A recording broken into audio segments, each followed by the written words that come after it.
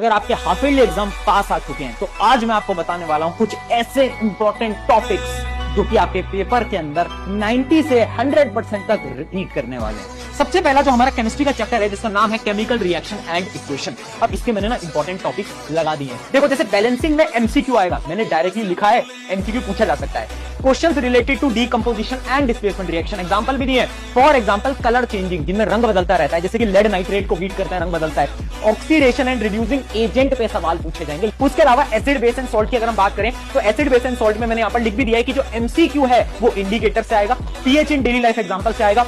Salt में chlor alkali process, baking soda, washing soda, ये कुछ इंपॉर्टेंट है, इनकी रिएक्शंस इंपॉर्टेंट है, वो पढ़ के जाना। तो जैसे लाइफ प्रोसेस की हम बात कर रहे हैं, फोटोसिंथेसिस में मैंने आपको बताया स्टोमेटा गार्ड सेल से आएगा।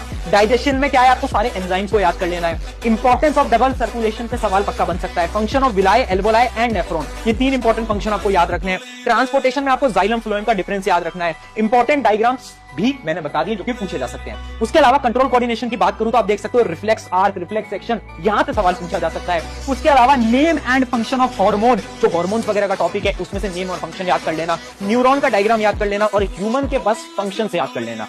लाइट की हम बात करते हैं तो जैसे रे डायग्राम कहां से आएगा, कॉनकेव मिरर और कॉन्वेक्स लेंस, ये इंपॉर्टेंट है। जितनी भी वो 6 रे डायग्राम्स है ना वो तुम्हें याद रखने हैं। न्यूमेरिकल्स बता दिए, मिरर फार्मूला, पावर, मैग्निफिकेशन और लेंस फार्मूला पे सवाल आ सकता है, पर सिर्फ और सिर्फ कॉन्वेक्स लेंस का मेनली पूछा जाता है। Human I and colourful world की बात करते हैं तो डिफेक्ट्स पे ही क्वेश्चन आते हैं, मेनली लिखा हुआ है यहां पर rainbow formation and dispersion by prism.